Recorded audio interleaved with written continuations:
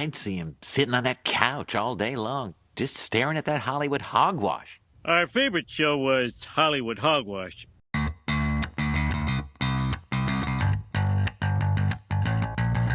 Hey everyone, welcome to another episode of Hollywood Hogwash. I'm Andrew Pisano, along with Josh Reese, and returning for a third time, I believe, Mr. Aaron Rosa. Yes. How's it going? Great. Yes, it certainly is. I like how a lot of shows start that way, where they all ask each other how they're doing and everything, even though we've been hanging out for the past 4 hours. I always felt like that's awkward. Past almost 48 hours, to be honest. Well, Josh, yeah, that's because you technically live here now half the time. But it's like, hey, you guys doing good? Yeah, we all watched Reservoir Dogs together.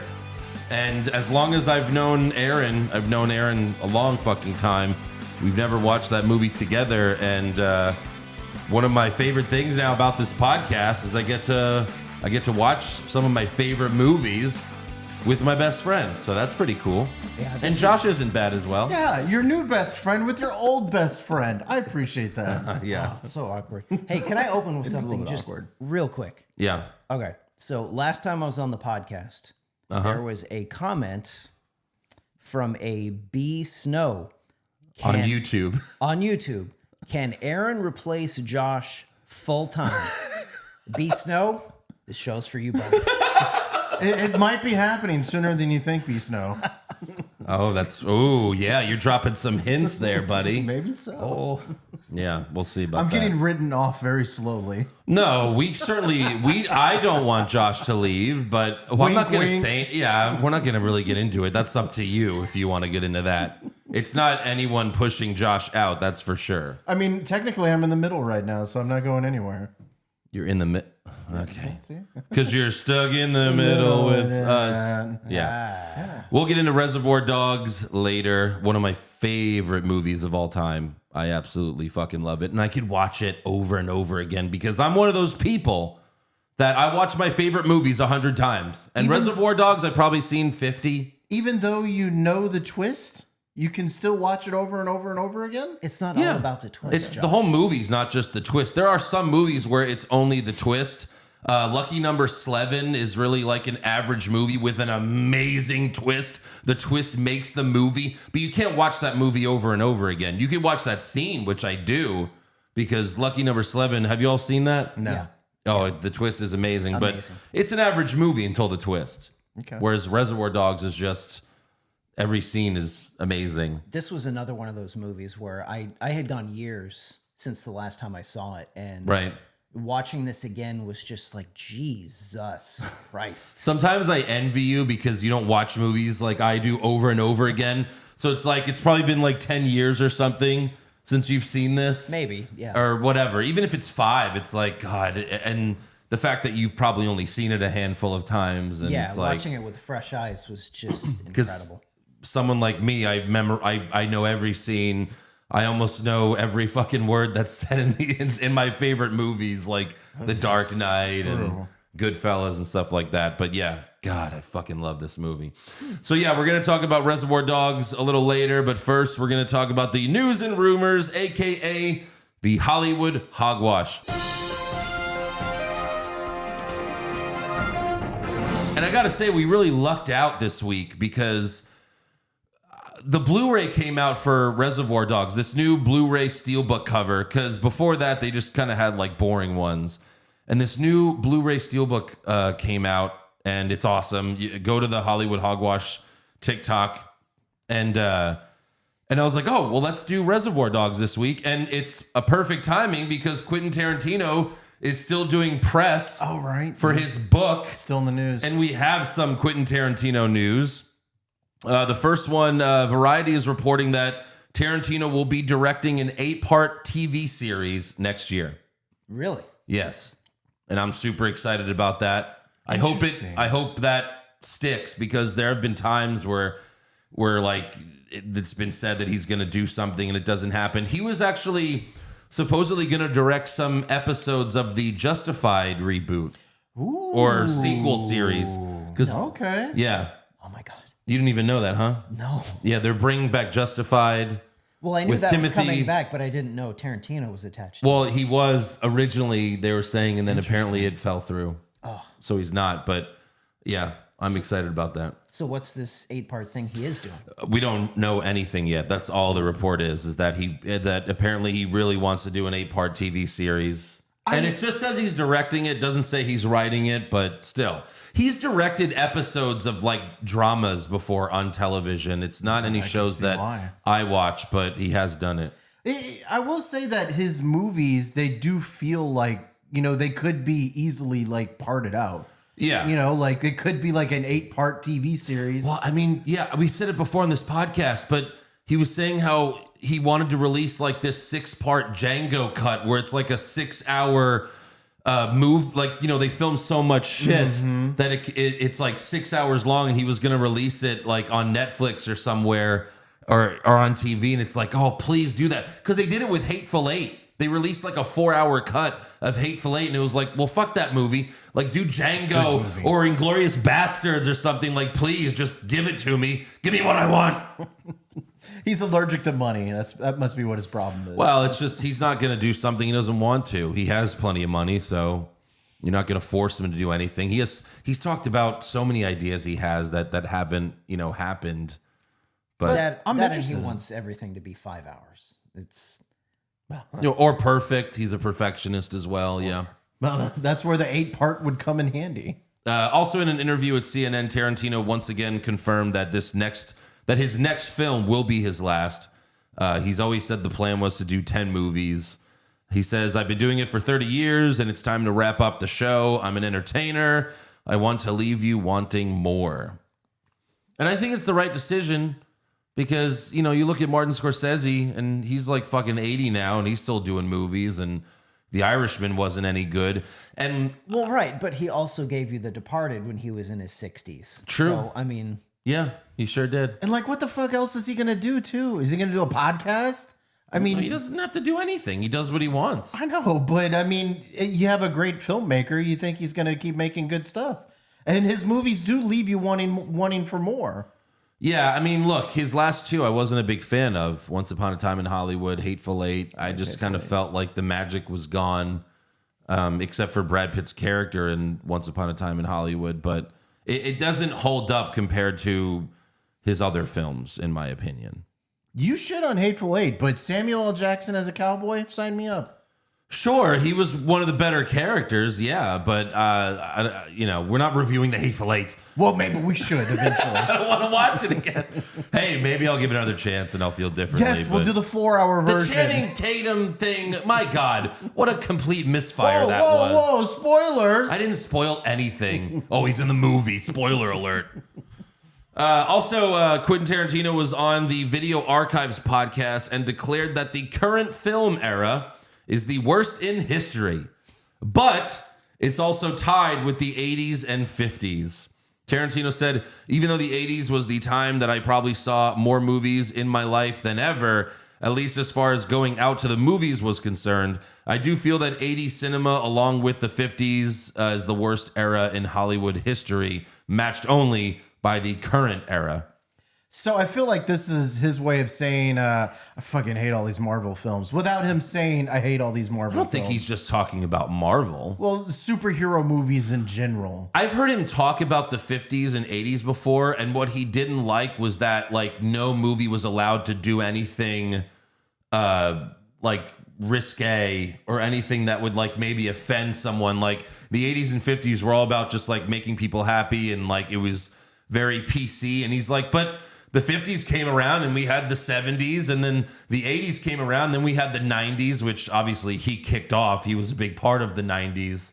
And he's talked about, I've heard him talk about like the current era right now, where we're in this PC vibe where you can't do anything risque, like, or else, just no one's going to see your movie because it's going to get canceled and everything like that. Well, this is the problem with guys like Tarantino. Like, look, no one's going to argue. The guy makes works of art. Yeah. Works of art. But if he's going to shit on the 80s as a movie decade in its entirety, go watch Predator, buddy. And that's a piece of shit. No. He's not saying every movie sucked. I mean, he recently said Back to the Future is one of the he named how many movies did he name as perfect? 6 perfect movies. He did an interview where he named 6 perfect movies, and Back to the Future was one of them. Jaws was one of them. Okay, well, this I didn't hear. What are his 6 perfect movies? Oh Lord. Well, it was last week, Aaron. You should listen to your podcast that you're on now. Sorry. One was Jaws, right? Jaws has always been one of his favorites. Texas Chainsaw Massacre. Yeah, he's a huge horror fan. Was it Annie? No, it was the Woody Allen one. It's similar to that. I forgot that name. Yeah, something like that. And yeah, Back to the Future. Annie Hall. Annie Hall. Yeah. That's what it was. He picked a Woody Allen movie Yes. as one of his perfect movies. Look, he loves he's Right. he loves horror, he loves romance, and He had a reason for it. Right. But Back to the Future was 1985, so it's not like he hates all 80s movies. Okay. I just think he meant like there's a lot of shitty movies that came out in the 80s. Well, sure. And he is right. Sure. Kind of like now, there's a lot of shitty movies that are coming out right there now. are a lot of shitty movies. Because unless it's a fucking superhero movie, no one's gonna go see it. That's the problem right now. Except for us, apparently. Except for like us. when we saw Amsterdam and we were the only 2 people in Oh the yeah, theater. yeah. It's a shame. That Is was that a good any movie. good? I haven't seen that yet. was a good movie. Yeah, we really liked Yeah. it. Good movie. It was based on a true story that didn't happen, but it was a good movie. It was based on an idea. You know what? It was based on World War II. That was pretty much it. Kind of. It took some liberties. But yeah, we'll talk about Tarantino a little bit later, obviously. Moving on, The Wrap reports that the budget for Fast 10 has reportedly soared to $340 million. Wow. So how much of that Vin is Diesel is just... And they spent all of that money and none of it going to Dwayne Johnson. Well, that's what I was going to yeah. ask. How much of that is earmarked onto Dwayne? What are you doing? My God. Fast 9 cost $200 million. This is already... The movie's not even done. $340 million. I wonder how much of that goes to cast. Which is crazy. No, No. it's all going to cars because if you're not getting Dwayne Johnson, well, we've got to record. Well, cast. I mean, you have 100 million in you have cars. Vin Diesel, who I'm sure he gets a producer credit on these fucking movies by now, and he makes a big cut, so maybe he makes $50 million. But then the rest are not, that big. I mean, yeah, like what the fuck is Ludacris gonna make? $5 million, and all of them, like they'll make big money, sure, but like. No, it's not big on cast. It's just the budget, like just filming the movie and all the stunts and everything. And Oh, right. And plus this one, aren't they doing dinosaurs or something like that? No, So no, probably no, cost- no, no. No, they're Stupid not. ass. They're not doing dinosaurs in Fast and Furious. That was a rumor that they wanted to merge Jurassic Park. It was a rumor that they wanted to merge Jurassic Park with Fast and Furious, and it's like, of course they should, because we don't need any more shitty Jurassic Park movies. They've all sucked. Like the recent ones have sucked. Fast and Furious, they went to fucking space in the last movie. What else can you do? You do dinosaurs. That was my next question. They went to space in the last one. What are Yeah. they going to do for 10? You go to Mars. That's why I thought dinosaurs. They're gonna fly to Mars. Come on, don't tell me. Okay, the best part in Fast 9 is they go into space and Tyrese's like, I don't know how is this possible? And Ludacris says, it's all science. Ludacris was a car mechanic and now he built a spaceship. A spaceship out of a car. He's Tony Stark Yeah, he is. He makes Tony Stark look like shit. for reals. But come on, tell me you don't want to see a Raptor driving. I a absolutely Corvette. do. I'm pretty sure we talked about this like last year on Hogwash when this rumor came out. And you know what? I still don't see it not happening. So I mean, it could happen. They right? really did make a mistake by not getting Nicolas Cage, though. Like to be a villain in one of these fucking movies.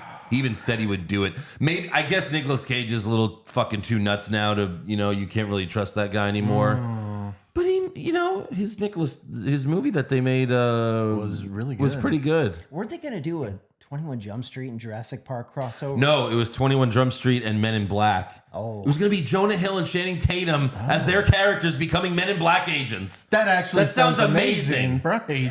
And it fucking fell through. God, how did that fucking not happen? That's brilliant. Instead, they went with Chris Hemsworth and what's her name?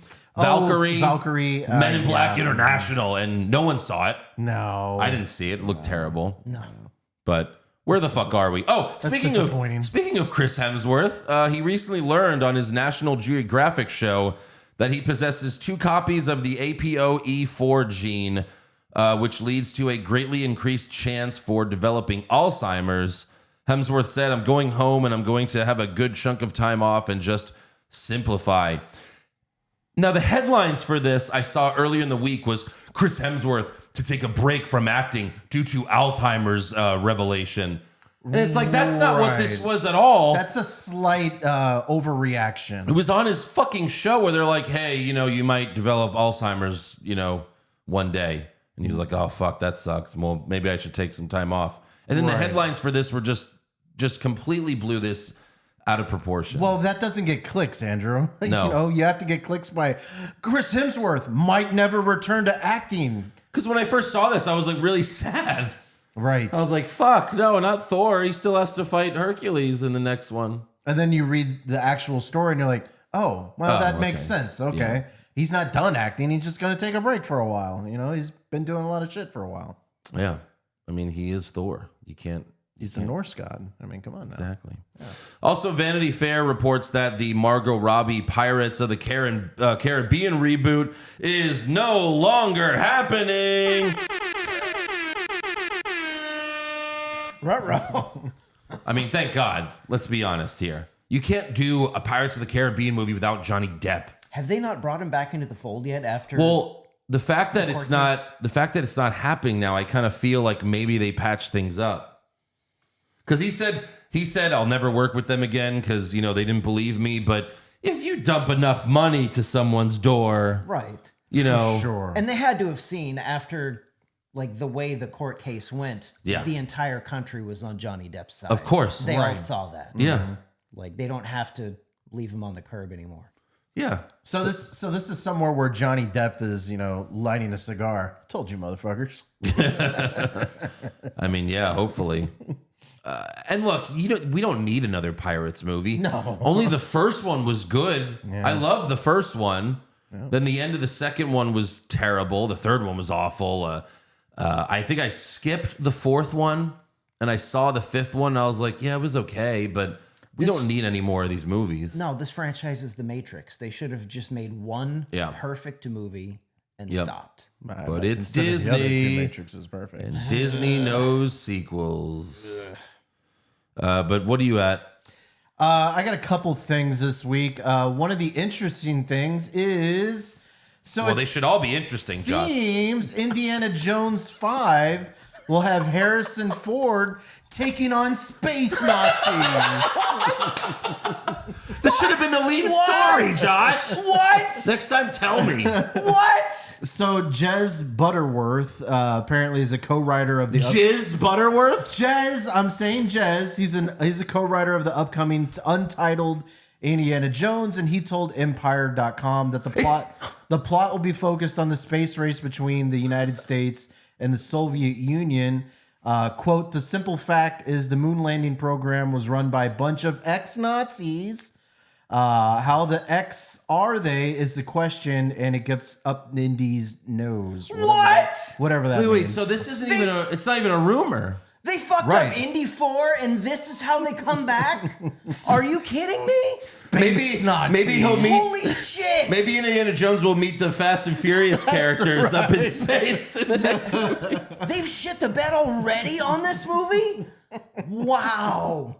Come on, you don't want to see space Nazis? Wow. No. Jesus. Well, hold on. Soviet Union, when did this movie take place? Are they de-aging Harrison Ford? I think so. Holy shit. Well, I think they said it was going to take place in 69. 69? 69. Oh, so they're going to de-age him with the CGI and it's going to look terrible. Oh, no. Look, I'm the biggest Indiana Jones fan on planet Earth. And no one was more heartbroken with Indy 4 than me. And I thought, okay, they're going to recognize they fucked that movie up. And they're going to regroup. And they're going to make a good Indy 5 to sail off into the sunset. Space Nazis! Space Nazis! Holy shit! So when you saw Indiana Jones 4, you felt just like that South Park episode really must have meant a lot to you. Yes! Holy shit! They raped Indiana Jones. That episode right here, that was me. My favorite part is they're like, "White aliens aliens don't belong in an Indiana Jones movie. And they're like, oh God, why? And then Butters, I thought it was pretty good. I've never seen it, thank God. I never saw it either. So there were aliens in Indiana Jones 4? Yes. Maybe there's going to be aliens in Indiana Jones 5. Well, yeah, I mean, too. come on. Yes. Probably even alien Nazis. Jesus. Maybe The that's Nazis right. are actually from another planet. Hitler was an alien. Shit, that's right. Maybe so. It's going to cross over to the Marvel universe. This should have been the lead story, Josh. Next time you have to tell me when you have something this good. You guys should have told me about this before we started this. Because No, the I'm- live reaction to you hearing this is way better. I'm so angry right now. You guys don't know how much Aaron loves Indiana I'm so Jones. fucking mad right now. But I imagine you're going to see it just because you love Indiana Jones? Yes. God damn it. He's going to Yes. be rage watching it at theater. Yeah, but you fucking know, Nazis. but you know how Harrison Ford loves to kill himself off of franchises. You're gonna be very upset. He's gonna get killed by space Nazis. Wait, so and then replaced by Shia LaBeouf. so I haven't seen 4. Is Shia LaBeouf like his son or like how did? Yeah. So Shia LaBeouf might be in 5 as well. There's no way. Who cares? There's no way. Just kill him. I haven't all. even seen Shia LaBeouf in a long time. What the hell's he been doing? He does indie films. I mean, he's done a few films, but yeah. Interesting. Well, what else you got, buddy? Yeah, that was interesting. Well, I don't think anything's going to top that. But I thought it was interesting. So one of the VFX artists for She-Hulk was talking about how difficult it was to create She-Hulk. It was more difficult to do She-Hulk than it was for Thanos. And this was his reason. Well, no, I believe that. I believe it because Thanos, they actually did a good job. So I'm sure that was difficult, but it actually worked out. I'm sure it was more difficult to do She-Hulk because we have Thanos and then we have She-Hulk. That's right. That's like if like, you know, a fucking math whiz did like a fucking math test and he was like, yeah, that was pretty good. And Josh was like, well, no, it was really hard. Or even me. I'm not great at math. Fucking algebra. So Jan Philip Kramer, a VFX artist that worked on She-Hulk, spoke to the before and afters about the process. The before and after. I don't know what that is. I'm just giving credit.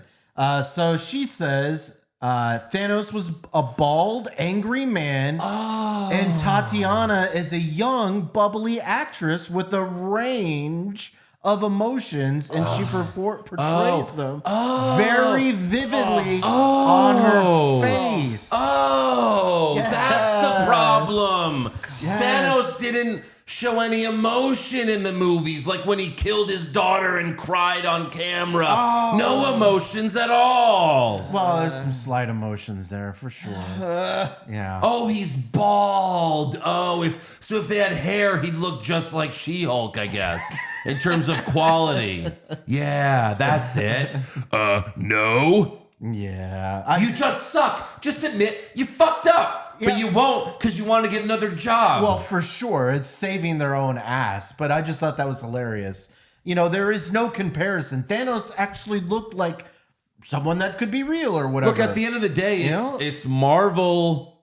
It's Marvel and Disney's fault because they hired the wrong fucking team, and obviously they needed a bigger budget to make her better. Well, and they rushed it for sure. Weren't they Yes. saying during the process, Yeah. like, hey, we're horribly behind. Jesus. And Well, they just yeah. kept on pushing it through. Yeah. Yeah. So I just thought that was hilarious comparing She-Hulk to Thanos. And I was like, yeah, that's fucking bullshit. It sure is. Sure Anything else? Is. That's pretty much all I got this week. All right, well, we have some sad news because the original Green Power Ranger, John David Frank, passed away Sunday at the age of 49. No. And that really sucks, man, because I was like 6 years old when Power Rangers came out. I loved that show. Green Ranger Tommy was my favorite. He got Kimberly, the pink Power Ranger, the smoking hot, and like as a kid, I was like, I want to be Tommy because I want to get Kimberly and. Fucking love Tommy. Green Power, and then the White Power Ranger, of course. But yeah, and he's so awesome. Like I've seen him. He's been at Comic Palooza a few times, and he's like I've watched him from afar be super nice to the fans. He seemed like a great guy, but no cause of death yet, Which is not a good sign. I mean, you know, I don't want to say we don't want to speculate, but That's no. it's not like he died out of a car crash or anything. I didn't have much of an affinity for Jason David Frank because I was never allowed to watch Power Rangers growing up because my mom thought it was the devil. What? It's a long story. She thought it was the devil, so I couldn't watch that. Well, no, they're Along with fighting the devil. I Simpsons. mean, the devils were the Wait. the antagonists. Power Rangers was the devil? Yeah, man. Like, Power of all the Rangers. things on TV, Power Rangers. Power was the Rangers devil. for sure. I mean, what was the witch's name?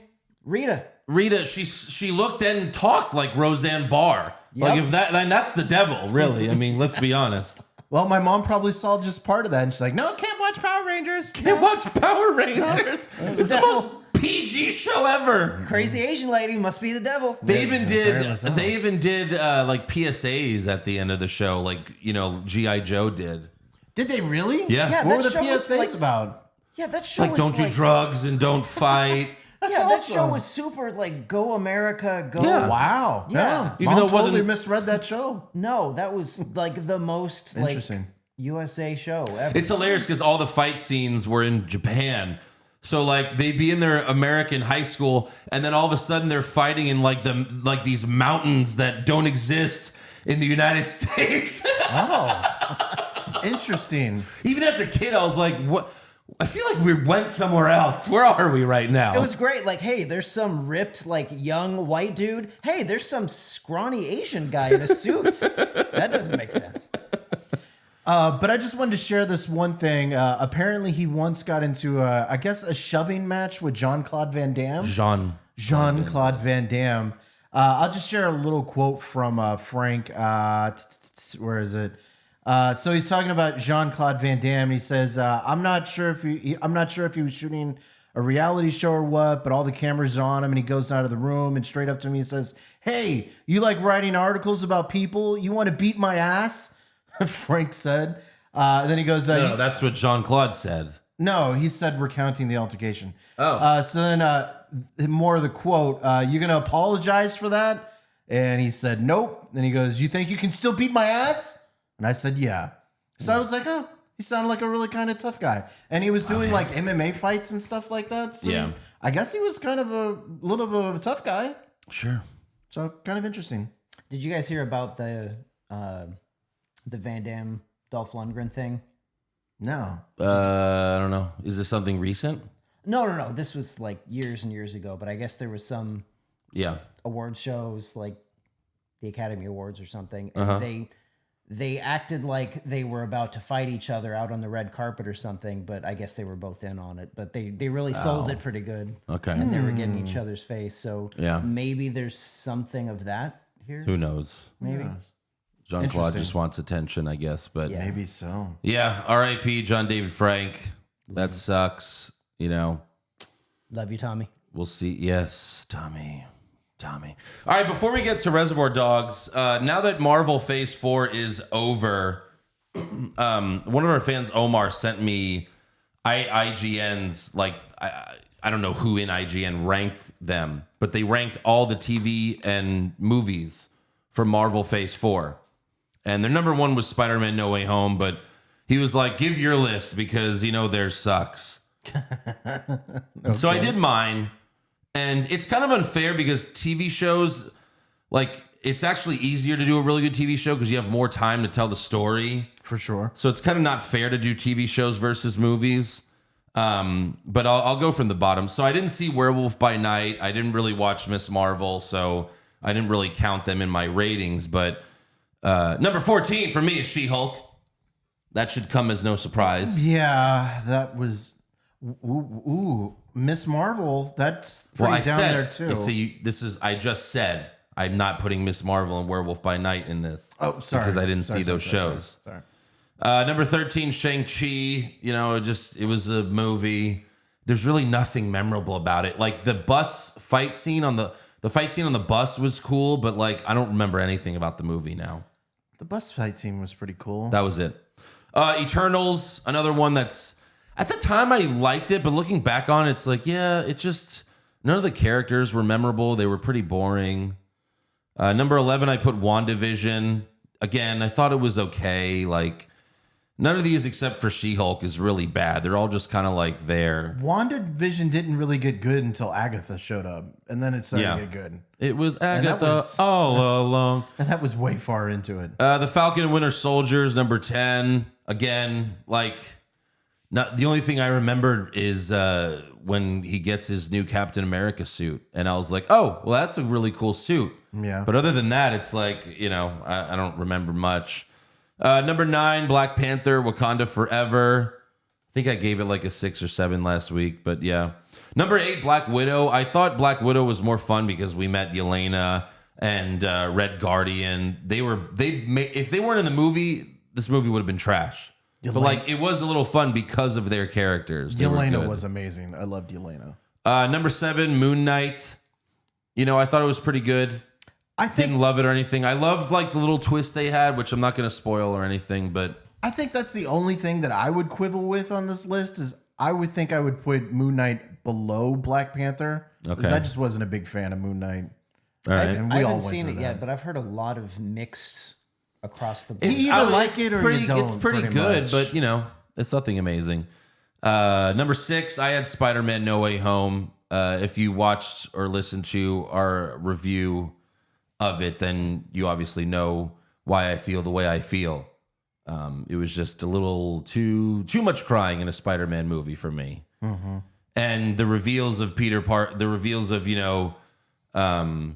Andrew Garfield and Tobey Maguire were kind of flat. They were like in sad moments, and it was just like, I don't know. It should have been a lot more fun. It's kind of spoiled in the trailers too.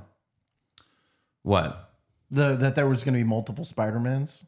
No, well, everyone knew it We all before they knew went it to was see. coming. We all fucking knew it was coming. But It was that's spoiled online. that's how much of a failure that movie was. Is we knew it was coming, Yeah. and all you had to do was give it to us, and they failed giving it to us. Yeah, That's I mean, all they had to do. Aaron and I have talked about it a few times where it's like, instead of them just coming into like Ned's grandma's kitchen, like have them save Tom Holland when he's fighting all of the bad guys at once. Yes. Like what an amazing moment that would be. We've never made movies before. Instead, but Tobey it's- Maguire just walks in. Yeah. He's like, hey guys, I'm here.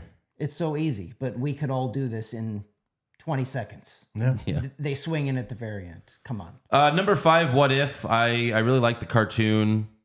I What thought If it was was pretty good. Number 4, Doctor Strange and the Multiverse of Madness. This is where we're getting like into movies I really enjoyed. It's not a perfect movie, but I thought it was fun. Number 3, Hawkeye. Again, with the reveals on that show, we had a couple and they were great. And fucking Yelena was awesome. And Kate Bishop I want to see more of them. Kid Bishop. Kate Bishop. Amazing. Number 2, Thor, Love and Thunder. Yeah. Really love Thor. I know a lot of people didn't. IGN had this as like number fucking 14. Really? Yeah, it's like, get the fuck out of here. They must have just been really unimpressed with gore or something Well, like if that. you love She-Hulk, you're probably not going to like Thor. Oh, well, that's true. They had it ranked. It was like a flip-flop, really. And then my number 1 was Loki. Right, yeah, Loki's amazing. Does anyone argue with that? No. Yeah. No, Loki is by far the best thing that they did in phase 4. By far. Not only that, it set up everything that's going to happen going forward. Right. With the timeline splitting and now we've got the new bad in the Marvel Cinematic That's the thing. If you Universe. do a show right, they had 6 episodes. So that's like, 6 hours basically of content where they really made Loki a lovable character. What was really satisfying about that was we saw the original Loki who Yeah. had his face turn. And then here's a different Loki, start him still as heel Loki, and he still makes his own different Yeah. face turn. That was really satisfying. I loved when he was watching the other movies on Netflix, like watching himself get killed, and I was like, "Wait, this is the same thing we watched." Like, was Right. someone filming this? This is kind of interesting. I really enjoyed all the different Lokis that were in Loki. You had classic Loki, alligator Loki, Kate Right. Loki, Yeah. Sylvie. I mean, Sylvie, that's right. Gotta see amazing. more. Hopefully, they show up in Ant-Man. That would be great. that would They be got to show up at some point. I mean, it makes sense with Kang. gang. That's right. Yeah. But yeah, so there you go. There's my Marvel Phase 4 rankings. So I think it's pretty good. I wouldn't quibble with too much. I might put Doctor Strange above Hawkeye, but that's probably about it. Okay. But yeah, good. Well, there you have it. It's a good list. Hopefully Phase 5 is a lot better. Less She-Hulky. Less She-Hulky. We could all hope for that. All right, let's talk 1992. Yes. Reservoir Dogs. Yes.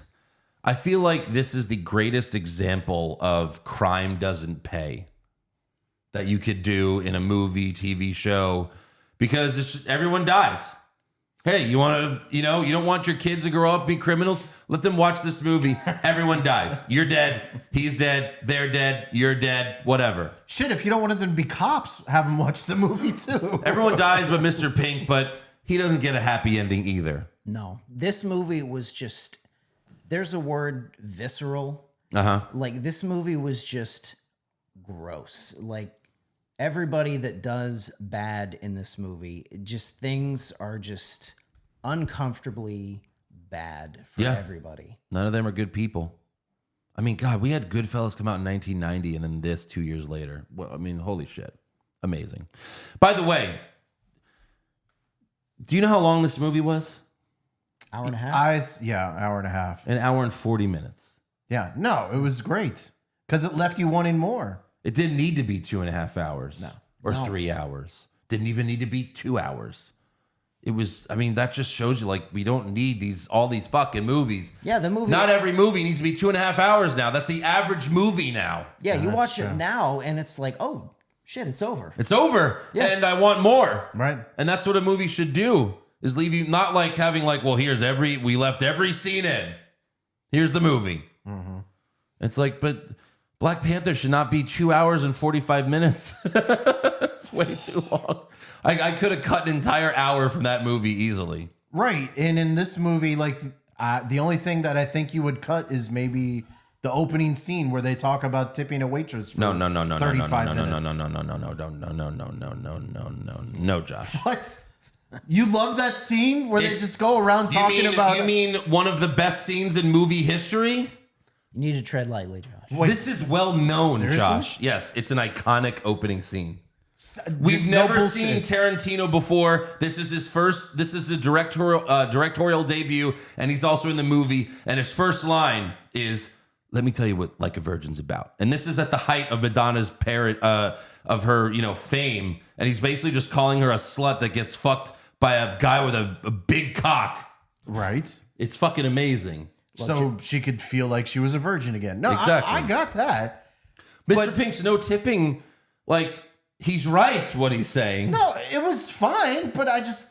Like I told you, Comparing McDonald's workers to restaurant workers, he's like, well, why do we tip them but not them, right. And if they wanted to make a job with higher money, they would just do another job and not be waitresses. Well, that's or whatever. Well, that's where he's just becoming an asshole. But the point he's making about not tipping these people but tipping these people is really good. And it's also like the scam that they created so that restaurant, like, they don't pay their employees, the customers pay the employees. And that's bullshit. And maybe this is just me because I don't watch enough Quentin Tarantino movies or enough classic cinema or whatever, but it felt like I was starting the movie like in the middle of the movie. And like, I'm used to starting, like a good introduction to the characters. And here it's just like, they're just sitting around at a coffee table just talking about bullshit. Well, Josh, we had this discussion during the movie. Every once in a while, someone comes along, whether it's an artist, a movie maker, a musician, and they make something that hasn't really been done before. And people don't initially know what to make of it. But you can't just say, oh, well, this is weird. Fuck it. No. I didn't. I Have you seen Pulp Fiction? You need to be able to look back on it. When did you see Pulp Fiction? It's been a long time. Yeah, see, you need to see these movies. Pulp Fiction is famous for just these characters having scenes talking about random shit because that's what people do in real life. That's true. Royale with cheese is another iconic line. That's from Pulp Fiction. But yeah, it's characters. It tells you everything you need to know about Mr. Pink. Like it tells you about who these characters are. I guess I see where you're going. Not I guess I see where you're going. No, Like, you either appreciate the work of art it is, or you don't. no. And I mean, I guess you don't, which is really sad. It's just like my first introduction to it. I'm not used to this style of movie, so And that's it why took a little bit to. It was and that's- jarring at first, Right. but I got into it. Right. And that's why I'm saying it's sad, because, like I said during the movie, I still remember the first time I saw this. I went to, I don't know, Blockbuster Hollywood Video, and I was in high school or something. I rented this, and I took it home and watched it. And when the movie was over, credits roll, my reaction is, holy shit, what the fuck did I just see? Yeah. Holy shit. Same thing. I was also in high Yes. school. At the turn, that's what I felt like at the turn. I was like, oh, fuck. That's when I was locked in. For the whole, before the turn happened in the middle of the movie, I was kind of wandering. But once that happened, then I was locked in the rest of the movie. It also, that scene revealed a few things for later that I'll tell you about. Okay. That makes it even more interesting. But yeah, it's like Josh, I guess, kind of feels like how me and Aaron felt in high school. So maybe that's just where we're at with Josh. Josh is in high school. I just don't watch. I don't watch these types of movies. You know, I'm used to more simpler movies. Every I guess. Tarantino movie, though, has characters doing this, where they're having a conversation and talking about something random, but something that's also interesting and funny. I did like Hateful Eight. Oh my God. I mean, that movie, yeah. That was a lot of That's the whole movie. a lot. Yeah. But yeah, Stephen Wright did a great job as the DJ that they kept going back to every time a song plays. I fucking love that. It's great. And the opening credits of them walking in slow motion to the Little Green Bag song. Again, like, so much of this movie is just iconic, and like, it's just these things you remember, even if you've seen the movie one time. Then hearing Mr. Orange screaming during the credits, and next thing you know, we're in the car. He's bleeding out in the car, and Harvey Keitel's trying to calm him down. He's like, I'm gonna die. He's like, oh, I'm sorry. Are you a doctor? That was pretty good. He's like, say it. You're gonna be okay. Say the goddamn fucking words. Not Screaming at him. That was pretty good. I like that.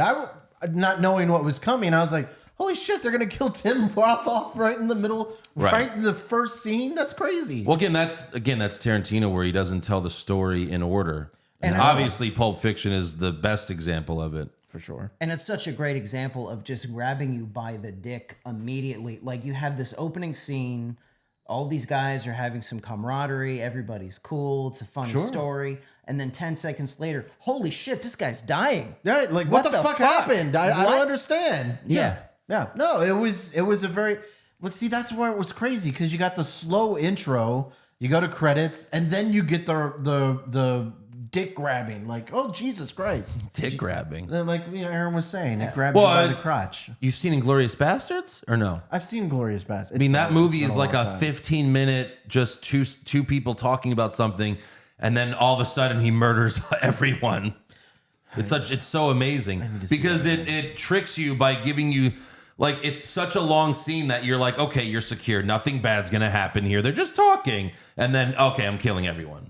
That's why that scene's amazing as well. But I'll jizz over that movie another day. Does he do that in all his movies? Because I just recently watched Django as well. Every Tarantino movie, he does something that surprises you.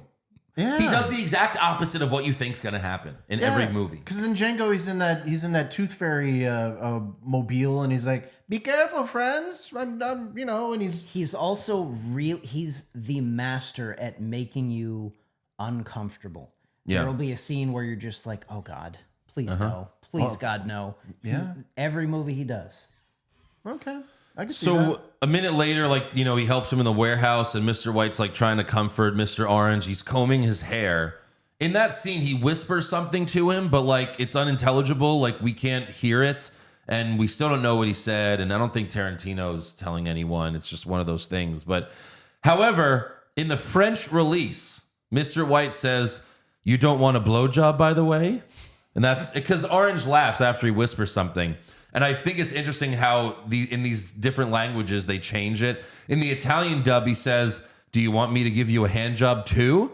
And then in the Spanish dub, it was, "I'll comb your hair so you look handsome."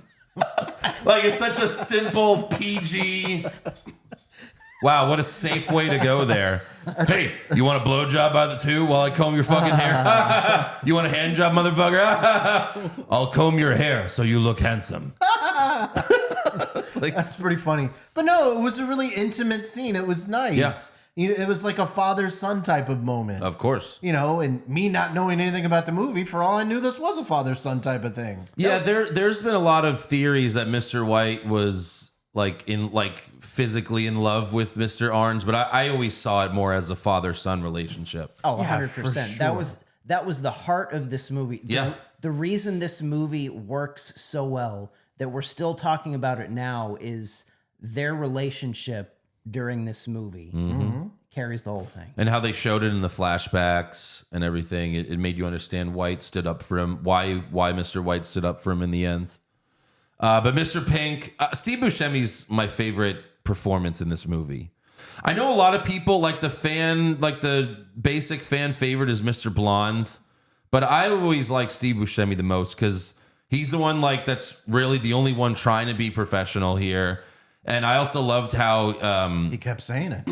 I also loved how he immediately knew that one of them was a rat based on how fast the cops arrived. That's true. Yeah. Which one was Tim Roth?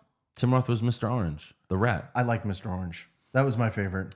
Yeah. I mean, they all did a great job. So when they show the flashback of Mr. Pink running away from the cops, he pulls the woman out of the car and drives off. So the budget wouldn't cover police assistance for traffic control.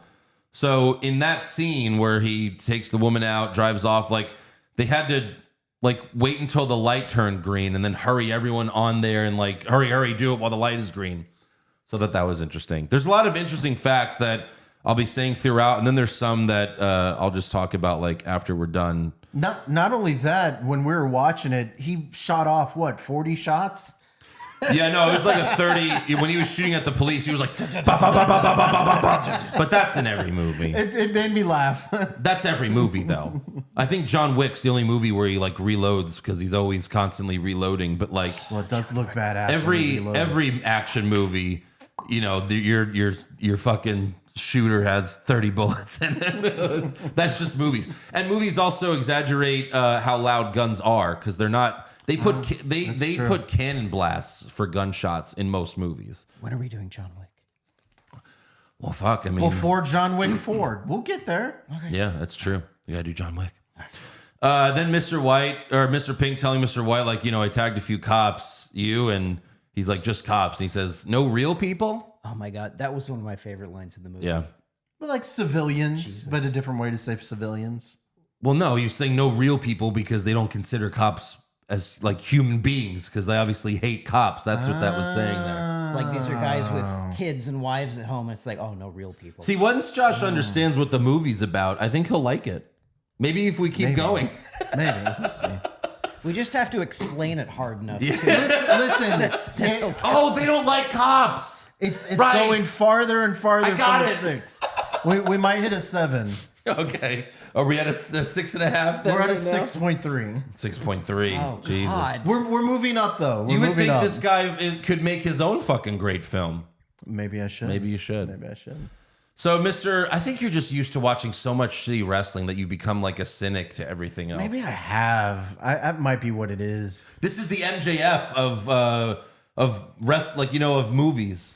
Well, listen. This is like an MJF promo, this whole movie. Before we started this podcast, I didn't really watch a ton of movies. And then this year, I've had to watch a lot of movies, and most of the movies have been dog shit. It's true. Have been complete dog Yeah. shit. Okay? So, my judge of movies has been up and down of late. Yeah, so don't take it seriously. But then we got Mr. Blonde showing up while Pink and White were fighting, holding a drink. So Mr. Blonde murdered a bunch of people in the jewelry store, which we find out later. And then after that, he went and got fast food. That did seem like it would fit his character. Which is, that's what psychopaths do, right? I will say I did like how it seemed like every few minutes, another person would keep coming through the door. The movie That was kinda neat. movie is like a play. Yeah. It's you can do this movie as a play. Tarantino's even said it's written like a play because it's just really this one scene. And Right. yeah, there are flashbacks, but really the movie takes place in one location for 80% of the movie. I have always thought Madsen was one of the greatest, scariest villains in all of movie history in this movie. This guy was a fucking train wreck. Yeah. He was the worst. Yep. He was horrible. He was terrifying. Super creepy. Really? Yet, He only did like did two you not watch terrible, the same movie that He only we did like watched? 2 terrible things. Yeah, sure, he walked like a psycho. He and stuff only like did that. 2 terrible things. He with zero No emotion. emotion or reaction, cut a guy's ear off. Yeah. And I've seen a lot more terrifying things. And it wasn't just the cutting off the ear scene, just the way he was carrying himself was Yeah. fucking terrifying. It did remind Like, me this of is like just another- American Psycho. Like, this is just another day for me. Yes. Like, yeah, you know, he's dancing the music. Again, we'll get there. But first we have Mr. Blonde's flashback scene, which was great, showing that him and again, it's so important to the story. It shows that Blonde and Nice Guy Eddie were like basically best friends, busting each other's balls, wrestling in Joe's office and everything. Right. Mm-hmm. And then Nice Guy Eddie's line later, like when we go back to the warehouse and they're like, you know, why are you beating on the fucking cop? And he's like, oh, maybe he could tell us who the rat is. And he goes, if you beat this guy long enough, he'll tell you who started the Chicago fire, but that don't make it fucking so. It's very true. And it reminds me of, this is just a quick side thing, when Jesse Ventura was on Piers Morgan's like show like 10 or so years ago, when Piers Morgan was like, no, they got the Al-Qaeda leader and he confessed. And he said, they waterboarded him for 72 hours straight. And he goes, I got news for you, Pierce. If they waterboarded you 72 hours, you'd confess. And it's like, yeah. Jesse. He's like, that's why you can't do torture, like, because the person will tell you anything to make it stop. Oh, Jesse. Hogan is the head of Al-Qaeda. God. He's amazing. So then we have the best scene in the movie. Mr. Blonde torturing the cop to Stuck in the Middle with You. And this is the scene that caused so many people to walk out of the theater, despite the fact that they don't even show the ear No. being cut off. No, they didn't even show the face of the guy. You know, you think you'd show like a close up of the guy's face while he's getting his ear cut off. So this is your lack of just knowledge that is just, you're vomiting it right into the microphone by saying this. What? Because that's like what a shitty horror movie would do. You just show the guy going, ah! And they filmed scene of him hacking the ear off, but like Tarantino felt it would be more powerful having the camera pan away. It's literally the movie telling the audience, you don't want to see this. Yeah. I'm saving you from seeing this scene. That's how fucked up it is. No, I agree. That's what I was saying. Like, for an audience, you didn't even get to see that. So, I mean, I don't understand why you would walk out. Sure, but that just shows you how powerful the scene is, that just hearing him screaming and you knowing what's going on scares the shit out of you. Yeah. Like, you could do horror movies where it's just like, oh, the monster's there, but if you anticipate it and they build up, I mean, that's why Jaws was so scary at the time. They barely showed the fucking thing. That's true. Right. I mean, Signs had one of the best scenes in any horror movie, and I'm not a horror buff by any means, but the scene where they're just filming like, and you're waiting for the alien to walk across and you're like, oh, fuck, oh, fuck. Oh, fuck. And then he walks across, you're like, oh, fuck. Like, and it's just a guy in an alien costume. And they made that horrifying. That's what this scene did for people. It's so fucking powerful. It's like, holy shit. You don't want to watch this. Trust me. And then I love the long take of Blonde walking out of the warehouse, getting the gasoline from his car, and the music fades out. But when he comes back inside, the music's back. That was all one long take. Right. Yeah, that was fun. And when he's throwing the fucking gasoline on him, I'm like, I wonder how gasoline being poured into your open wound would feel. It's bad. Oh, you know about this? Well, I've had like a cut on my hand and you know, I've had gas accidentally have gas come on my hand and it's very painful. You had gas come on your hand? Yeah, sometimes when you're taking the you know, the Nozzle. nozzle out Yeah. and some gas flings on it and it's very bad. But, I mean, I imagine it's way worse when your ear's cut off. Yeah, no, It's a lot bigger wound. just telling you, just a little bit is painful. I can only imagine what a lot is. A lot would be really bad. Yeah. So then we have the fucking twist and reveal as Mr. Orange empties his clip on Mr. Blonde right before he burns the cop alive. And I was stoked. I was like, holy shit. Because I thought that motherfucker was dead. Yeah. You didn't crazy. see him coming as the rat? No, didn't see it coming at all. Yeah. So neither did I. When I saw that for the first time, my jaw hit the floor. Nobody did. No one did. He's like, listen to me, Marvin Nash. I'm a cop. And then the cop asks Mr. Orange, he's like, Freddie, how do I look?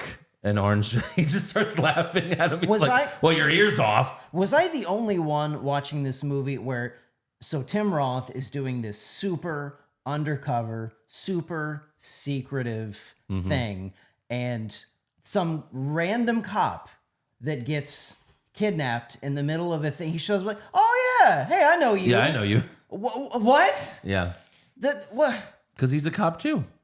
Well, Cops, It's a of course. small world in L.A. Well, he said he explained it, you know, like well, right, but shouldn't they have brought in a guy from out of town that none of the cops know? Yeah. No, Like, wouldn't that have been the smarter move? Yeah. well, this movie, is anyone smart in this movie? No. Well, not only that, so he's undercover, but yet they have to wait for the big final boss to come in. Well, but for it's the cops to come in. It's okay if the cop knows who the cop is. That's really not an issue. Sure, but you got a man dying on the ground and like, no, we have to wait for the big final baddie to come in. That's the whole point. They want to you. catch Joe Cabot. Yeah. I mean, in any movie where they use fucking spies, like, yes, they'll sacrifice those cops to get the fucking bad guy. That's Departed. That's every fucking movie where they use undercover agents. Right. I don't think they would do that at the LA Police Department, though. Maybe the FBI. I don't know about the LAPD. They use undercover people. I don't know if they would let them be sacrificed as lambs. Okay. I mean, this is... It's my opinion. Yeah, my Josh opinion. has a lot of, you used to work as one, right? You were an LA cop. I was not. Well, then don't talk about like you know things when you don't. I do have an uncle that's a Secret Service agent. A who? An uncle that's a Secret Service agent. And he told you this. That's not... I don't think so, Josh. Maybe. I know things. He tells everyone, I'm a secret agent. Yep, I'll be back, guys. I'm going to miss Christmas this year. I'll be back. I'm a Secret Service agent. Maybe. Josh. Just saying. Me too. I'm a secret. Yeah. And I do a podcast. But no, I know you're not. How do you know? Maybe this is my cover. You've never seen me do my real job, have you? So yeah, I like more of these lines where the cop's like, he cuts my ear off. I'm fucking deformed. And then Freddy's like, fuck you. I'm fucking dying here. They're like basically arguing over like who has it worse. Such a great fucking scene. No, it was really cool. Like, you got to see Tim Roth, like, he's trying to prop himself up on the gun to try to get up. Yeah. And he just ultimately falls back on the floor, just kind of slowly accepting his situation. Tim Roth sold it so hard Yes. in this Oh, yeah. movie of how in agony he was. Mm-hmm. Oh yeah, it was great because apparently that's very painful, and I hope I never feel that. But in the first scene, there is a major clue in the first scene that Mr. Orange is the rat. When Joe asks who didn't throw in for the tip, he goes, "Who didn't throw in?" Mr. Orange says, "Mr. Pink." Oh, I didn't notice that. When he asks, who didn't throw in? Mr. Orange ratted out Mr. Pink. He tattletaled. That was the big clue in the first scene. I didn't notice that. That he was the rat all along. And I didn't realize that either. I read all this shit on IMDb. But like, yeah. That's pretty meta. That's pretty meta. I mean, movies are the best when there's little things like that where it's like, oh, you weren't paying attention? Because there's so many movies that have twists, and it's like, oh, you pick up. Sometimes you do pick up on the clues, but that one is so fucking subtle, but so perfect at the same time. You know what? We're up to a 6.5 now. That's awesome. That's awesome. Thank God, Josh. Oh man. But then Holdaway teaching Mr. Orange how to act was great because Tarantino in almost every movie he makes, he teaches the audience something about filmmaking. In Pulp Fiction, it was Samuel Jackson telling John Travolta what a pilot is. Even in Glorious Bastards, he teaches the audience about just like film in general and why it's flammable and everything like that. Interesting. Okay. He does that in almost all of his movies, so I like that. And then we have Orange practicing his lines and then literally walking into the next scene where he tells the fake story. And the fake story is so good because it's interesting, and it also told Joe, the boss, that, look, I can be cool as a cucumber in the most tense situations. Right. Because it showed Joe being, he was like, yeah, you know how to handle that situation. Shit your pants and dive right in. And then he lights his cigar. I loved that. That's, because they kind of show like a fake flashback where he's walking into the bathroom and you have all the cops staring at him. Yeah. It's really cool. And then the cops just go back to telling their stupid story. It's really funny. He's like, I'm going to shoot you in the face. But then when Orange tells Holdaway, he's like, you remember the Fantastic Four? The Thing. Motherfucker looks just like the Thing. It's like, I it can't really fucking unsee does. it. I can't unsee it now. He's like the human version of the Thing. Holy shit. Then we have Orange talking to himself in the mirror to like hype himself up, like before he goes and meets with them. I thought that was really good. I was always kind of annoyed that he was listening to like a Dolly Parton song in his apartment. I was like, why would he be listening? Okay, whatever. Maybe just had the music on. I don't know. He's a big Dolly Parton fan. I mean, another interesting fact was his apartment. They filmed that scene in that warehouse. It was on the second floor, and they just like made this random room look like an apartment. So that was like upstairs? That was upstairs in the warehouse. Oh, so where they were filming the bloodbath down below? Yeah. That's funny. That's Right. cool. I like that. But it was like, well, we can make this look like an apartment because, again, the budget was pretty low. And then we have them in the car, nice guy telling the story of the woman gluing her boyfriend's dick to his belly. And again, characters talking about something random was something like Tarantino made popular. Now everyone does this. Maybe they don't do it as well. No. And Tarantino was on Joe Rogan's podcast earlier this year, and Rogan asked him, like, do you feel like people ripped you off? He was like, no, it made my movies look even better because I did it better. That's funny. Yeah. And then another favorite scene of mine was Joe explaining the mission to the boys and giving them their names. Hey, your names.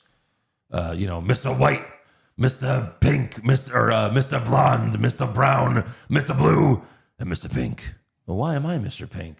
And I'm not going to repeat what he said, but Oh, thank God. I was just about to say it. that whole thing's great because he's like, well, you want to trade, if you don't care? And he's like, no one's trading with anybody.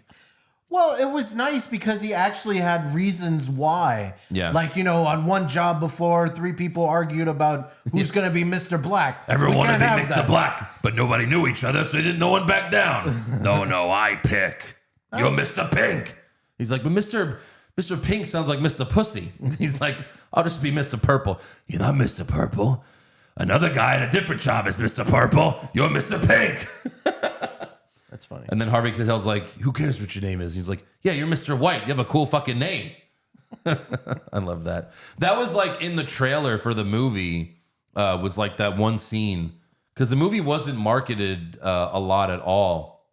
But like in one of the trailers, like that scene was like the entire trailer pretty much. Then we have another flashback of White mentoring Orange. And again, it was a great way to show how they bonded. Then later, Orange watched White shoot those 2 cops, and he was just like, fuck. And that's also where they like basically kill off Tarantino, like almost off screen, really. Like we see that his head is bleeding and he crashed into a car. Apparently, like the cops shot him in the head, but he was still conscious for like a few more seconds. Like a chicken with their head cut off, just running Pretty around. much. Yeah. But that scene of Mr. White shooting the cops in the car is like directly taken from City on Fire, which Tarantino has people have pointed out that before, that he like stole some of the story, and he actually finally admitted to it, that he's like, I did take some aspects of that movie, but like, yeah, I took like basically 2 scenes and did a different movie, and it's true, but yeah, it's interesting. Then we finally see how Orange got shot, trying to jack that woman's car. She shoots him. He shoots her, fatally killing her. Just like a cop would do. Got it. And again, by telling the story out of order, in the beginning of the movie, when they first enter the warehouse, Orange is telling Mr. White, she had a baby, man. She had a baby. No, but this is He was one talking about that woman because there was a car seat in the back. Yeah, but this is one of the great parts of the movie, though, is because in a regular movie, oh well, the cop would never shoot an innocent woman. Yeah, but in this movie, he gets shot by some woman, and his immediate instinct is shoot her back. And Yep. it's like, oh shit, I just got killed and I just murdered an innocent woman. But that's what would happen. 6.7. Just human reaction. But yeah, and then him saying like he's crying about. You don't know what he's just saying like she had a baby, and we're like, what the fuck is that? Makes sense. Yeah. Yeah, and then Orange tells Eddie comes back, and Orange tells Eddie that Mr. Blonde was going to burn the cop alive, but then Eddie he's like, oh, this cop. Oh my god. He's like, well, yeah, of course we have to kill him. Yeah. Like he fucking saw our faces. After all of that, oh, this cop. Blah, blah, blah. And Orange thought he was going to get away with it by telling this story that Blonde was going to kill all of them and take the diamonds for himself. But what he didn't know was that Eddie and Blonde were best friends. It's something Mr. Orange didn't know, but the audience didn't. That's what makes it great as well. No, it was And good. Eddie's like, he could have fucking walked. All he had to do was say my dad's name. You're telling me that this man who did 4 years for my father, he's just going to decide out of the fucking blue to rip us off? Why don't you tell me what really happened? Oh, you're in your element. Oh, I know. This is great. I mean, right now, I'm just like, it's just like, I'm holding it in right now, but basically that's me as of right now. I need to scoot over some. Maybe. He might get some on you. So finally, Joe shows up, and he's like, what the hell for? It's all bullshit. And he tells, them that he knows that Orange is the rat because he's the only one that he wasn't 100% on. However, Mr. White, who sees Orange as a son, now defends him, and we have ourselves a spaghetti western, which Tarantino loves to do. And Joe shoots Orange, White shoots Joe, Eddie shoots White, and then White shoots Eddie. And then Steve Buscemi is like, is it all clear? Everyone's He comes up from the stage. Beautiful. well right before they shoot the whole scene was so tense because you're like, what the fuck's gonna happen? And the most likely scenario is either no one shoots each other or everyone shoots each other. Right. That's the only way those two things go down. I always like in movies where, like, especially Face Off, which I love Face Off, but they have the guns. They're this close to each other and they're pointing the gun. It's like, well, in real life, whoever's first is gonna fucking shoot the trigger. Like in reality, they both just shoot each other in the face because, of course, you're not gonna trust that the other guy's not gonna shoot you. But they all shoot each other, and with everyone down, Mr. Pink grabs the diamonds and leaves the warehouse. But the cops do show up, and according to Tarantino, Mr. Pink does survive. And I've gone back and done this, and you could do it too. But if you turn the volume up all the way, and it'll get really loud because there's other shit. But you could hear in the background the cops showing up, and they're telling Mr. Pink to freeze.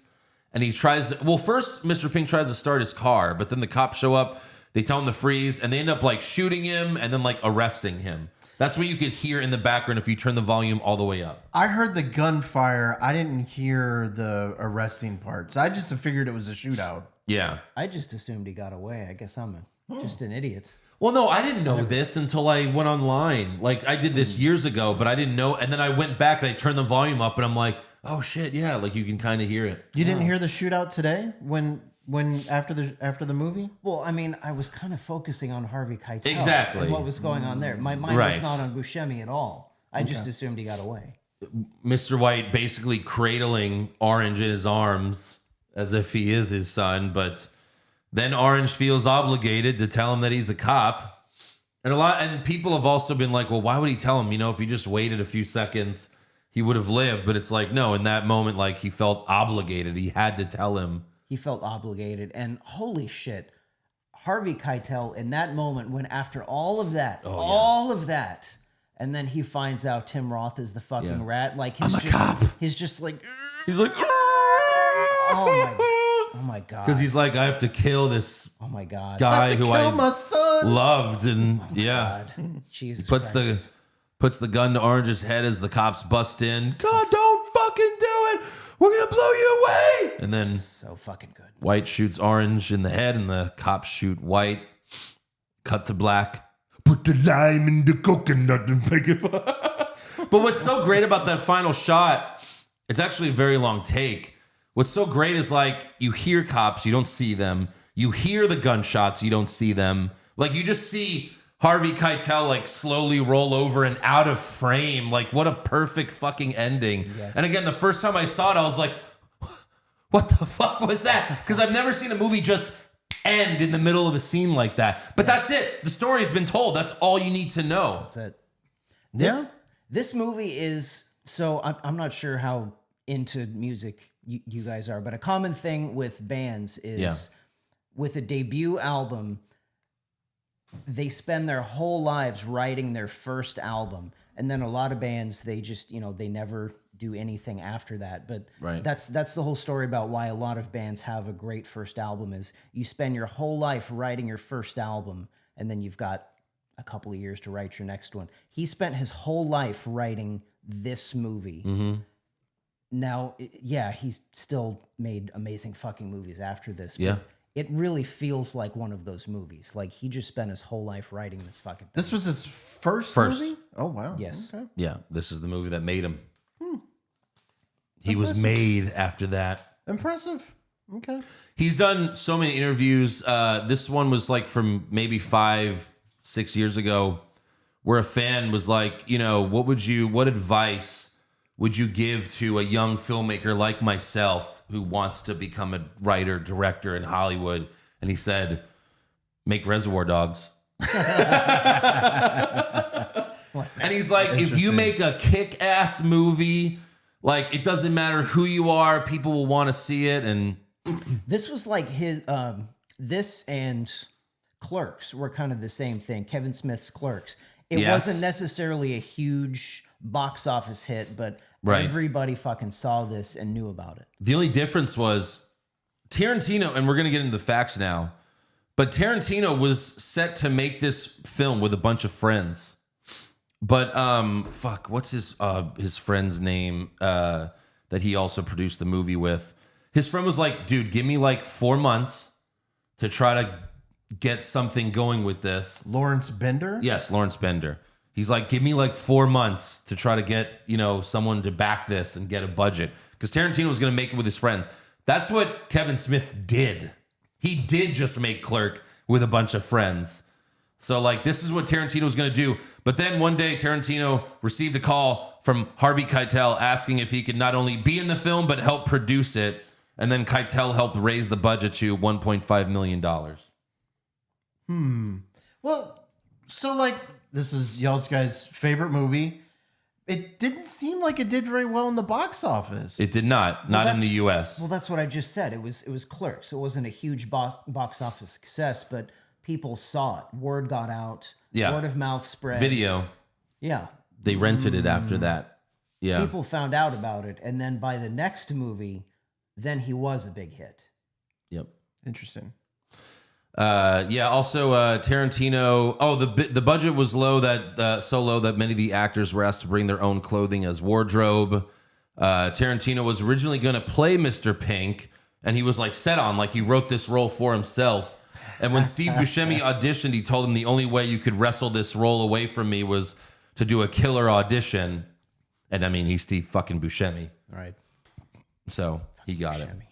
Robert Kurtzman did the special makeup effects for free on the condition that Tarantino write a script for From Dusk Till Dawn, based on a story by Kurtzman.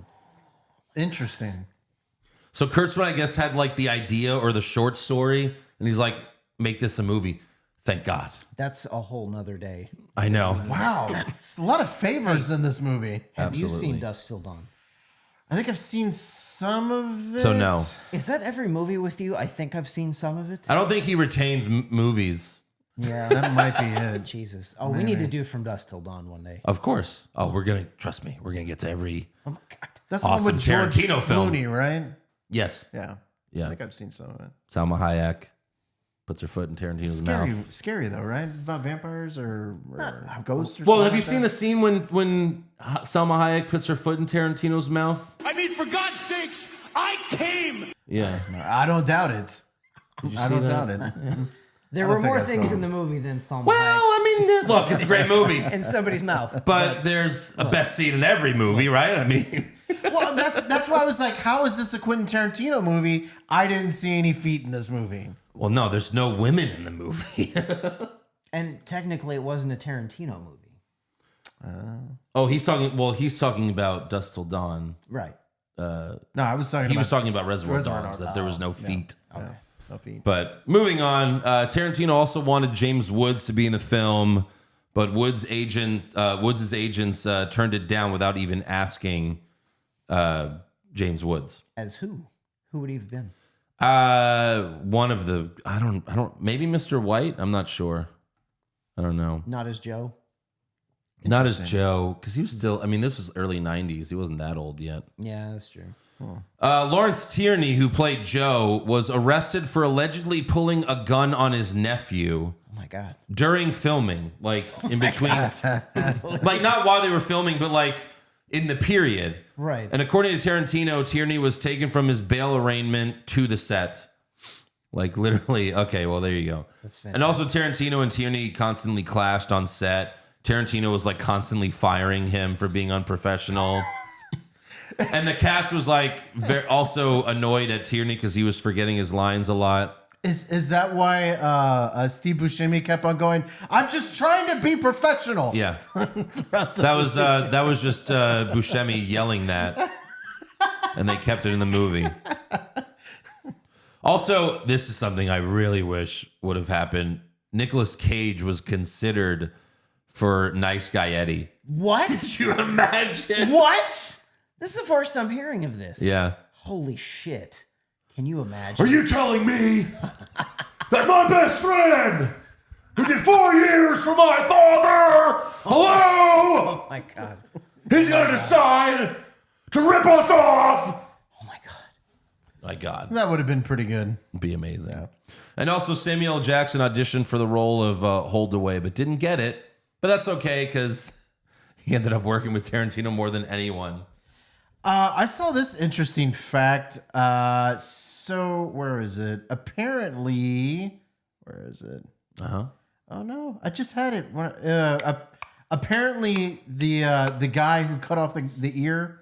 What's his name? Madsen. Michael Madsen, No, but his character, Mr. Blonde, Mr. Blonde. He is actually related to Vincent Vega from Pulp Fiction. Yeah. Yeah. Well, that's basically something everyone knows if you've seen these movies. Maybe there's some people that might not make the connection. I didn't make the connection. Well, yeah, I've you haven't Pulp seen these Fiction. movies. I've seen Pulp Fiction. But do you remember anything from it? I remember. Let me guess. I remember Let me the guess. scary parts, unfortunately. Let me guess. You've seen a couple parts. I remember bits and pieces. I remember bits and pieces. No, I do remember that movie. I remember the stabbing. I remember the Before we people watched in the masks. Before we watched Reservoir Dogs, Josh was like, "Yeah, I remember certain things like Steve Buscemi dying." I said, "Well, you haven't seen the movie. All right, You Josh. didn't see the movie." Well, for sure. Afterwards, I was like, "Oh yeah, I guess Steve Buscemi did not." Die. So, speaking of the Vega brothers, Tarantino said that he was planning to do a spin-off movie with the both of them. But they ended up just aging out of their characters, unfortunately. Oh my God, can you fucking imagine? I know. Can you fucking It imagine? would have been so fucking great. Oh, we got robbed. We did. Jesus. But all right, that's all the interesting facts I found. Let's do fan questions. Let me pull this up here. Here we go. All right. Omar says, this isn't Waterworld. Reservoir Dogs is pretty great, though. Review Waterworld next, since you and Josh never watched it. Give it a chance. It's not scary. Universal Studios dedicated an entire show to it at the Hollywood Park, and it's the #1 live show in the world. In the world? Hey, live show. I have seen Waterworld. Yeah. Don't give it a chance. Yeah, I don't Don't. plan on it. Nope. I'm sorry, Omar. Nope. But come on, we can't go from Reservoir Dogs to Waterworld. That's just not going to happen. No, I even saw that as a kid, and not even my member berries. Nope. Kevin Costner. Nope. Amir, one of the best swerves of all time. And also, I only realized Tim Roth was playing in this after watching She-Hulk. Oh, God. That's pretty much how I realized it too. I was like, oh shit, that's Abomination. Yeah. Pop Culture Junkie, one of my all-time favorite films. I wish we could have had the Vega Brothers spin-off movie. Yeah, spoiler alert, they both die in those films, but we could have definitely seen a prequel showing the brothers at a younger... Yeah, I mean, of course, that was the plan. Another interesting scene is the scene between Joe and Mr. White when they mentioned Bama, which is a reference to the Patricia Arquette character Alabama in True Romance. Tarantino definitely had his multiverse way ahead of the times. It's true, he does. That's awesome. Yeah. Everything's connected. Carlos Ramirez just said, woof. So I guess he was excited. Rizzler, two of the best scenes of all time. Mr. Pink's no tipping scene. Yep. And Mr. Blonde's dance scene as he tortured the cop. What a great movie and soundtrack. Yep. It was a good movie for sure. Louis Ogaz, Steve Buscemi's greatest speech about tipping. See, they're just mentioning that. Everyone likes a tip. And it's true speech. Did Steve Buscemi steal this movie a little bit? For me, he did. He was my favorite character. Yeah. Absolutely. Andy Baconi, where is your best spot to hide diamonds? Where would you hide diamonds? It's got to be in an attic. I would think. That's like the most likely spot. I don't have cubby holes that you could just hide things The in. cops are going to check your house. They're going to find the fucking diamonds in your attic. You got to hide it somewhere else. You know what you Remember do? Better Call Saul where he hid the fucking... Where did he hid that money in a random spot? I have it. I know what you do. Okay, because I've seen This this. is an epic fail. No. Because I've seen this because I told you I have an uncle that's a Secret Service agent. Yeah. So here you keep go. saying that, Joe. What you do is you get a box like a box that says like a high voltage or something like that, and you voltage stick box. it on a telephone pole. That way you know no one is ever going to check it, God damn it, Josh. and you just put it in there. That's Bam, bam. Did your Secret Service uncle told you about this? Maybe, By the way, Josh, when you're in the Secret Service, you don't tell anyone. maybe.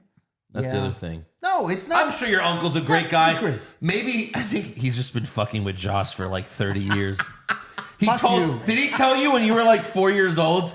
Because like that's something that I could see me telling like some of my nieces and nephews. Like, yeah, because I would just tell them like I'm Batman, and they'd be like, no, you're not. No, I'm Batman. You're not allowed to not tell people you're in the Secret Service. It's not a secret. Josh. What? No. Josh. He doesn't guard the president. Did you mean like Social Security? Like, No. is that what he's in? No. Josh, here's what's happened to you. Sure. When I was a kid, when I was like 4 years old, I remember my parents taking me to somebody's house. Sure. And there was a giant hole in their yard. Yeah. And this dude we went to go see was like, oh yeah, a meteor hit our yard. And for years, I had this weird memory in my head. Finally, when I was like 25, I asked my mom, like, why do I have this memory of a meteor hitting? And she was like, oh yeah, this fucking asshole, they were putting in a pool and he was just fucking with you. That's what You happened. thought it was to a you, meteor Josh. the whole time? No, I didn't think that, but I had this Interesting. weird memory, and I finally asked the question. Josh is like, no, my uncle stopped the Cold War. That's like he did did not. it. That's Stop my the point. Cold Is you're War. not asking the question. He did Josh. not stop the Cold War. No. No. Okay. He did not. Okay. This is from Oh Hey. Didn't see you there. Oh, hey. Has Josh been having nightmares after watching that ear cutting scene? Hashtag put someone on the line. Hashtag beep. There is no nightmares because you don't see it. I will say it was pretty graphic when he turned and you could see his fucking earless head. That was pretty fucking gruesome. Yeah. Mikey 2 Crikey, how about a show where you give your opinions on movies with open to interpretation endings? Inception, Total Recall, Eyes Wide Shut, Prestige. Well, we're going to probably get to 3 of those movies eventually. You want to see me confused? I'll watch me see one of those. God, That it's and a lot of Josh those- watching Inception. That and a lot of those are kind of like it's not really open to interpretation. It's kind of Inception is, and so is Prestige. Total Recall, the director flat out says it if you watch any of his interviews. I love Total Recall. But Inception is, is he dreaming or is he awake? That's why the fucking thing, the last shot, obviously. right. Don't spoil it. I'm not going to say it. Bah, bah, bah, bah, bah. The Rizzler, your thoughts on rating Tarantino's best five? That's interesting because I think Aaron asked me this earlier. Well, we don't do top fives anymore, but he's got Inglourious Bastards, Pulp Fiction, Reservoir Dogs, Kill Bill 1 and 2, and then Django. No Hateful Eight? Oh, wow. No Hateful That's an Eight. invalid list. Stop, Josh. I mean, yeah, Hateful like, Eight is my favorite Quentin Tarantino movie. Mock me all you want. Josh. And I will. God damn it. of course you would pick the worst one. Hateful Eight, the Django, and It's Django, you freaking racist white person. Django, and then probably Inglourious Bastards if I can remember all of it. So now that we're done with this, what is your rating for this movie out of 10? 7, probably. 7. Yeah. No, it's listen. It's, He didn't get it. We had to twist his arm to get a 7. It's better than average. It's not great, but it's a good movie. It's a good movie. Quote Josh I'm never Reese. gonna watch it again. Quote Josh Reese. It's not great. Stupid, stupid, stupid, stupid, stupid, stupid, stupid, stupid, stupid, stupid, stupid. That's it. I love the acting. I love the acting. I but love the just- acting, don't love the movie. I just didn't It's like not it. great. It's too choppy for me. It's too choppy. Too choppy? Too choppy. What does that even mean? You start in the middle. You're going backwards and forwards. I like Jesus. just my straight movies that go from whoop, I'm so beginning angry. to end. I'm so angry. Except for Hateful Eight. That one's amazing. That one's pretty much beginning to end. Exactly. Just anything, it hurts Josh's brain to watch these movies. It That's does. the point. I've got to go backwards and forwards and then remember what happened in the middle. Oh, then I'm going backwards again. And He gets confused, guys. It's not his fault. yeah, and you want me to watch Inception? Get the fuck out of here. Oh, Jesus Christ. That's a good point. That might just have to be a Andrew and Aaron podcast. Maybe so. Probably. But yeah, I mean, Inglourious Bastards and Reservoir Dogs are probably my 1 and 2 right now. But there's 5 that I love. It's those 2, Kill Bill 1 and 2, Django.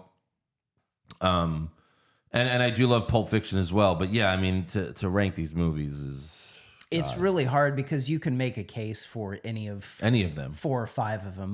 My personal would probably be this and Kill Bill Volume 1. Yeah. But I mean, I don't think there's a wrong answer. It's Right. it's like 5/10s.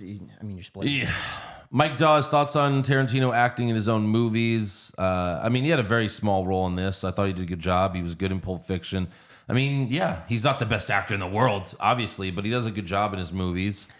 Pop Culture Junkie said his cameo in Desperado and Death Proof were great, and he should have cameos in his. He should have more cameos in his films. Have you seen? Little Nicky. He was in Little Nicky? He plays the blind preacher. That's right. You make the Lord very nervous. Oh my God, I forgot about Yeah. that. Interesting. That's great. He's awesome. I totally forgot about that. Tyrone Grizz at the end. Can you hear the cops in the background taking out Mr. White? Yeah, I mean, we talked about that earlier. Or taking out Mr. Pink, sorry. But yeah, just turn the volume up, go back and watch it. Pop Culture Junkie, Pushfire Barry, Christopher Walken's Gold Watch speech in Pulp Fiction. That's good. Christoph Waltz's Jew Hunter speech in Inglourious Bastards. And then David Carradine's Superman Clark Kent speech in Kill Bill 2. This is for y'all. I don't remember the other two. This is Fuck, man. This is Sophie's choice. I mean, there's not. A Superman I mean- Batman speech? No, you don't listen. What was it? So Christopher, Superman Clark Kent. Superman Clark Kent. They're all amazing. I would push Christopher Walken's Gold Watch speech in Pulp Fiction because it was 2 minutes and it told you everything you needed to know about Bruce Willis's motivations for the entire movie and how important this fucking watch is. He stuck it, the only place he could, up his ass. What was the second one again? Christoph Waltz Jew Hunter speech. I would probably have to bury Carradine's grudgingly, but yeah. And what? And fire Christoph Waltz? Yeah, I guess. No, I would bury the Christoph Waltz, fire Carradines, but they're all excellent. I mean, I think the Walken one's the best just because he's in the movie for 2 fucking minutes and he just that whole scene is amazing and it's very memorable. It explains everything about Butch's motivations. and why that fucking watch is so important. That's when she forgets the watch and he fucking freaks out. Like, yeah, you're like, oh shit. Now he's got to murder John Travolta in the bathroom. That's right. That's right. Jason Deerham, have you guys thought about doing spoilers for new movies as a separate video rather than putting them in the main podcast? Just a thought. Maybe. We've kind of been doing that with TV shows lately. Like recapping series or season finales like as a separate podcast. And we might do that with Walking Dead, right? Possibly, yeah. The series finale aired tonight as we're recording this. Michelle recast this movie with wrestlers. Oh, I like this. Interesting. Jeez. God, that's tough. I guess Stone Cold could be Joe, the mob boss, because he's bald and, like, all right, you're Mr. Pink. Or wouldn't that be Vince McMahon? I would do. Ooh, That's true. Ooh, You're Mr. Pink. My way or the highway, motherfucker. Ooh, I would do Madsen as Kurt Hennig. Kurt Hennig. Okay. Mr. Blonde is Kurt Hennig. Yeah, that's not bad. Could be Mr. Orange. God, that's hilarious. Orange Cassidy, of course. Shut the fuck up, you piece of shit. Might be where he got it from. I don't know. This is hard. Ric Flair's got to be like Mr. Pink, maybe. Ric Flair could pull off Mr. Pink. Yeah. I don't know. I'm just trying to be professional. Jonathan Ramos, who do you feel for the most? Larry being told that Freddie was the rat the whole time, or Larry the dog having been in the middle of that all-out scuffle? Man, that fucking dog. No. Chris Klim, if you guys had a movie being made about you guys, who would you want to direct, and who would you want to play you guys, Joe, Eric? I think Andrew. What's the movie about? That we made a podcast? Andrew would want Quentin Tarantino. Well, to of direct. course. He can make it interesting. A movie Probably about be women's feet somewhere. Let's hope so. Yeah. Come on. Anyways, that's all for fan questions. So make sure you subscribe to our podcast wherever you're viewing us. We also have exclusive videos on our YouTube channel. That's youtube.com/HollywoodHogPod. You can follow the show on Twitter, Facebook, Instagram, and TikTok at HollywoodHogPod. Let us know what you thought about Reservoir Dogs. And next week, we're going to do Knives Out 2, or? I think Knives Out too. I guess I got to see the first one then. I haven't seen the first one. So, yeah, but let us know what you want us to do. Maybe we could do something else, but From Dusk Till Dawn. well, God, I mean, eventually, yes, but we'll see you guys next week.